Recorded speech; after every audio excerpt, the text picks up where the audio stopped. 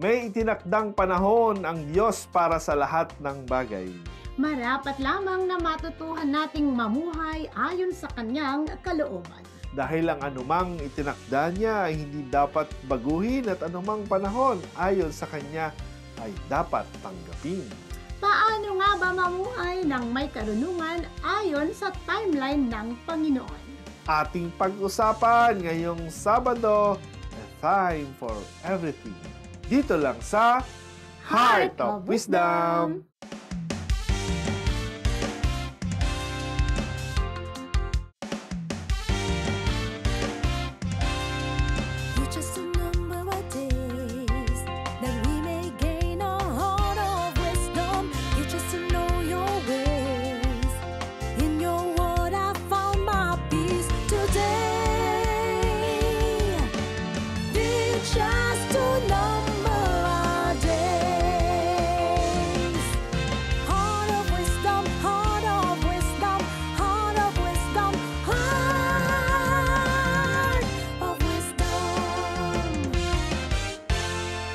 So teach us to number our days. That we may gain A heart of wisdom. Good morning, ako po si Pastor Doc Jason De Guzman, ang inyong kawisdom. Dr. Kit De Guzman at ating talakayin at time for everything. Isang bagay po na mahirap unawain ng karamihan sapagkat ang tendency po kasi ng tao ay kontrolin at i-manage ang kanyang sariling timeline. Tendency talaga yan. Kaya, paano nga ba kung ang timeline ng Panginoon ang masusunod? Mag-struggle ka ba o pababayaan mo ang iyong buhay ay hawak ng Panginoon? Diyan marami ang nahihirapan. Sapagkat plano talaga tayo ng plano, pero sa huli, ang kalooban pa rin ng Diyos ang siyang mananaig. Ang tanong, hindi na ba dapat tayo magplano? Ay, mali naman. Dapat magplano pa rin. Kaya lang, ang mahalaga na lahat sana ng plano natin, ilatag ilatag natin sa Lord, Panginoon. Lord, ito yung plano ko. Baguhin mo ayon sa plano mo. Diba? Kung may desires tayo, ibigay natin at hayaan natin ang Diyos ang kumilos ayon doon sa tinakda niyang timeline para sa mga buhay natin. Yes, halimbawa na lamang po sa ating pag-aaral. Ikaw, nag-aaral ka rin. Siyempre, dapat magplano ka. Ano yung gusto mo talagang kurso? Paano mo ito matatapos? Saan ka pupunta after graduation? Yung mga ganyang pagpaplano na ititiwala natin sa ating Panginoon. At kailan ito nagiging mali? Kapag may nabago sa plano mo, tapos nagko-complain ka, nanunuro ka, nadi-discourage ka, nagre-reklamo ka, may nabago sa plano mo dahil sa mga bagay na wala sa iyong kamay, tapos ang iyong tugon, galit ka sa tao, galit ka pa sa Panginoon. Nagtatampo ka kasi yung gusto mo din na sunod, spoiled. Gaya na lang, isang simpleng okasyon. Sige, kaya may gawain kayong malaki. May timeline tayo, may gusto tayo, pero may pagkakataon na nababago talaga umulan, hindi mo mapigilan. Nagbago ang panahon, nagbago ang plano ng Panginoon, yung pinlano mo, iba pala ang plano ni Lord. O ano ba dapat ang maging reaction natin dito pag nagbago ang plano? Yan, madi-discourage ka ba o magiging encouragement sa iyo ito? Dapat alam natin na anumang pangyayari sa mundong ito ay alam lahat ng Diyos. Alam niya yan. At sa kanyang pahintulot pa rin, ang gagawin lang natin, manatiling magtiwala sa kanya na kayang gawin niya ang lahat ng bagay na ito at hindi sa ating kakayahan. Dahil pag tayo nasunod, sigurado, fuck. Pag tayo nasunod, naku, hindi masyadong maganda ang resulta kasi tayo lang ang may gusto. Kaya po sa pamamagitan ng aklat ng mga ngaral na itala doon ng iba't ibang timeline, iba't ibang panahon na itinakda ng Diyos na nais niyang manawaan natin. Oo. Ayon nga sa Ecclesiastes 3:1, to everything there is a season, a time for every purpose under heaven. Kaya dapat ma-recognize mo baka season mo na o baka naman hindi mo pa season. Huwag magmadali, huwag mainip. At kung timeline mo na, time to shine mo na, go ka na. Go na go. Huwag ka nang magdalawang isip pa, huwag ka nang lilingon-lingon pa. Yan. Karamihan kasi nasa umpisa pa lang, nasa simula pa lang, masyadong ikir eh. Nag-uumpisa pa lang, masyadong maalab. Ay, ang nangyari, nadadapurak mo na lahat ng madaanan mo. Di ba? Marami kang nasasaktan. At higit sa lahat, hilaw na hilaw. Mapakla ang bunga dahil napilitan mahinog. Saan po natin magagamit ang wisdom na ito? Saan nga ba? Sa ministry natin. Hindi po sapilitan, hindi po pabilisan. Kailangan pang lumago, kailangan pang mag-mature, kailangan mahinog bago maging mabunga. Marami kasi nagmamadali. Kaya kung mainipin ka, baka open, close, close, open ang ministry. Inuumpisahan, tapos ay kahirap naman. Nababantilawan. Inaabandona, iniiwan, sinasara. Wala naman palang pakinabang dyan, wag na lang. Wala naman silang pagbabago, wala naman silang paglago. Iwanan ko na nga. Ayun, naiinip na. Diba? Sabi nga, kung may tiyaga, may bulalo. nilaga. Pagtiyagaan mo yung mga tao, pagtiyagaan mo yung ministry na yan, maliit. Yes, kailangan talaga. Malaki. Diba, tayo, ang dami rin naman nating mga patience. pagtsatsaga. Hindi simple talaga. At ganun din yan sa business, sa mga negosyo, sa paghahanap buhay. Dahil kami dyan. Baka naman gusto mo agad maging milyonaryo o kaya milyon agad ng kita mo. One day millionaire, tumaya sa loto. Mas mainam po magsimula sa maliit at ang Diyos na ang magpapalago niyan. Oo, di ba? Kami nga po ay, ako nga, veterinaryo nga ako, tapos nag-start ako ng business nung dalaga pa ako after graduation. Alam niyo ba kung magkano ang benta ko? 25 pesos. Ano yan? Pako? Pako pa. Hindi pa related dun sa pinag-aralan ko. Kung hindi ako, Lumber po yan, lumber. Ikaw, nung namang nag-work ka, di ba, sa career, sa company. Yes, opo. Ang napalit lang po. Magkano lang? 5,000? Mga ganun, 5,000. 5,000 na-promote ako. After 1 year, na-promote ako sa isang malaking kumpanya. Di ba? 6,695 na yun. Tumubo ng 1,900. Ano ba? Alam nyo, ganun din po sa kanila dahil gaya nabanggit ni Pastor Doc Jason. Nagsimula sa maliit, lumabas hanggang sa malaking kumpanya. Ngayon, nasa gobyerno na. Diba? At syempre, nabiyayaan po ako na maglingkod sa ating pamahalaan. Syempre, sa gobyerno. Ubasan ng Panginoon. Itong sinasabi natin, hindi kailangan madaliin. Pag may mga karir, sikat agad ang gusto. Gusto agad sumikat. Nasa harapan agad. Gusto agad. Mikropono ang hawak. Gusto agad stage ang tinatarget. Hindi po ganun. Yung mga artista, di ba? Tingnan nyo, gusto nilang sumikat kaagad. Nasaan sila ngayon? Nasa Senado. Sa Senado. Dahil naharas. Compromise na. Gusto nilang umangat agad. Ayan. Diba? Naharas sila. Nakakalungkot ng mga senaryo yan. At huwag tayong pabiktima. Yes. Slowly but surely. At yan po yung pinakamainam na paglalakbay. Yes. Sabi ng Panginoon, may set time si Lord, may set season si Lord, may purpose ang lahat ng bagay. Dapat alam mo, ano ba ang purpose mo? Bakit ba pinupursu mo yung business na yan? Bakit pinupursu mo ang ministry na yan? Bakit pinupursu mo ang work na yan? Bakit gusto mong sumikat? Ano yung purpose mo? Siyempre, for the Lord's sake dapat. Maging po sa promotion, hindi din minamadali yan dahil ang Diyos ang nagtatakda niyan. Tama.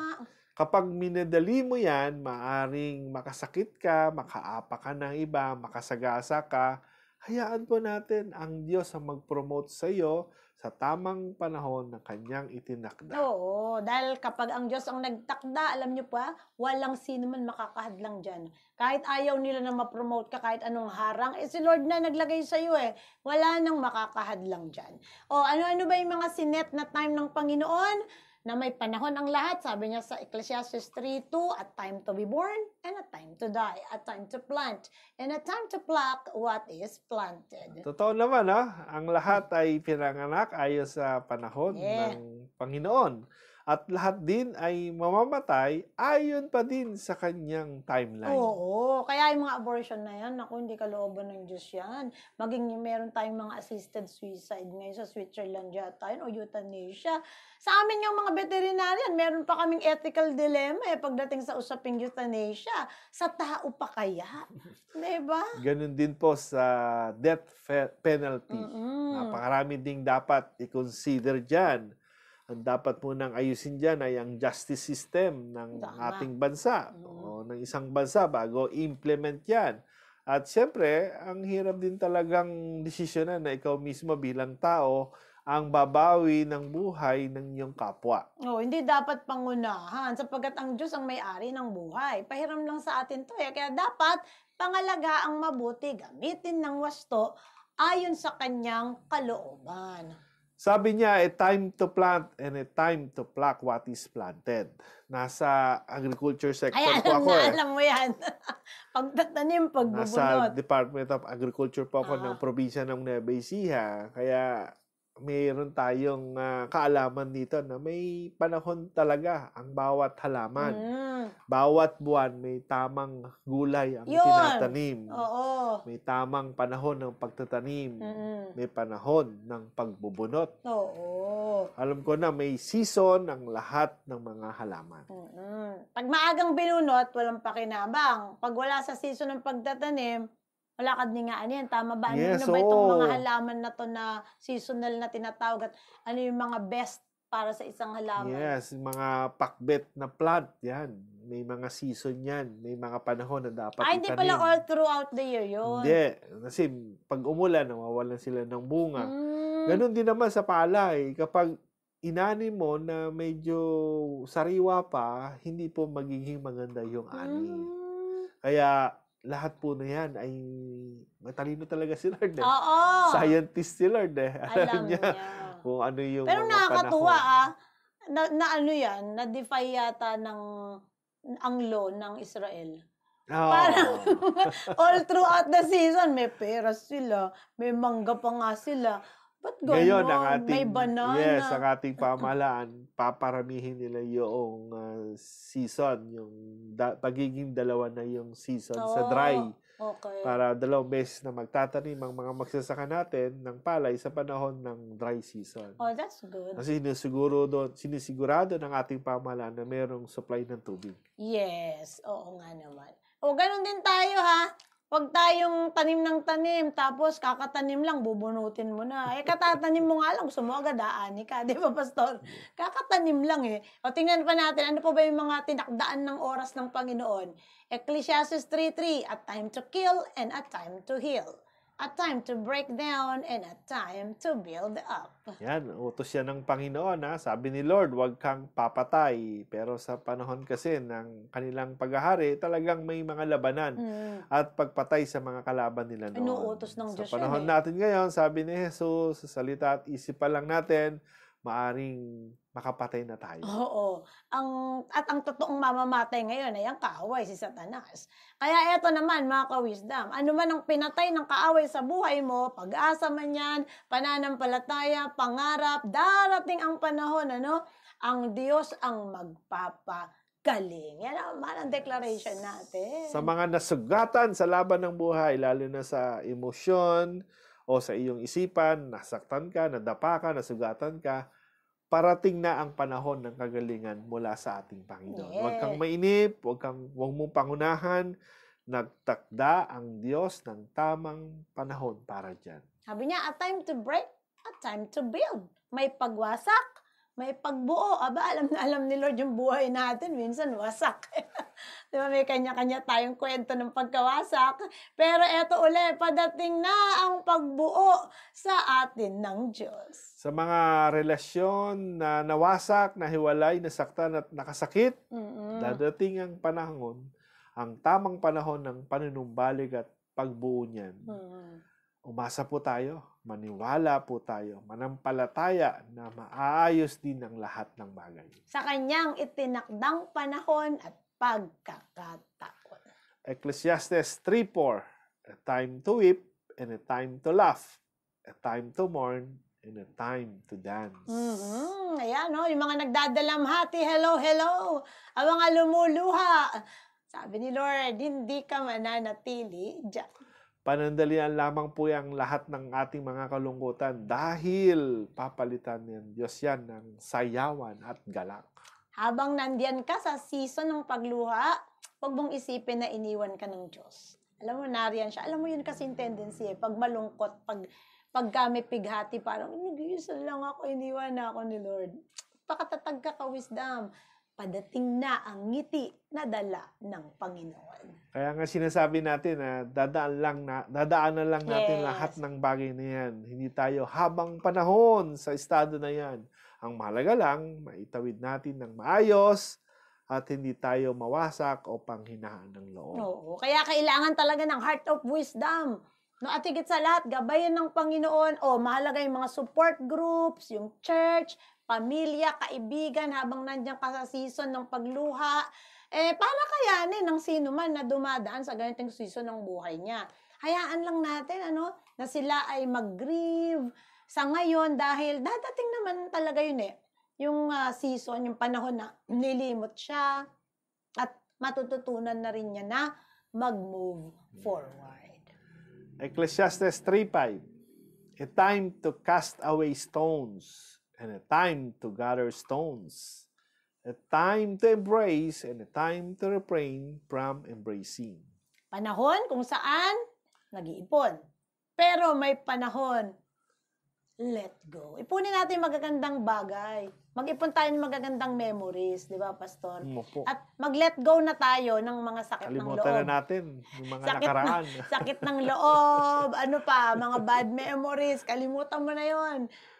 Pero kami wag niyong kakalimutan dahil magbabalik pa kami dito sa Heart of Wisdom.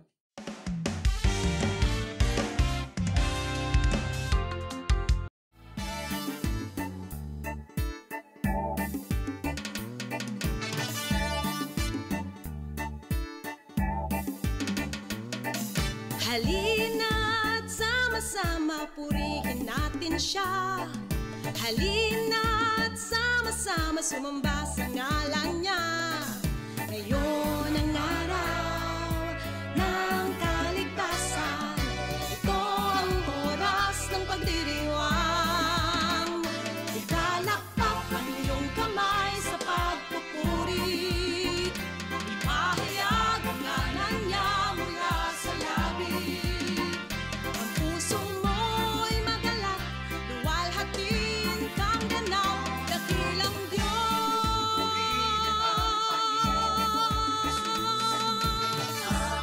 Aawitan ang dakilang Diyos. Halina't sama-sama purihin natin siya. Halina't sama-sama sumamba sa ngalan niya. Ngayon ang araw ng kaligtasan. Ito ang oras ng pagdiriwang. Ikalakpak ang iyong kamay sa pagpupuri. Ipahayag ang ngalan niya mula sa labi. Ang puso mo'y magalak, luwalhatin kang ganaw. Ikalakpak ang iyong kamay sa pagpupuri.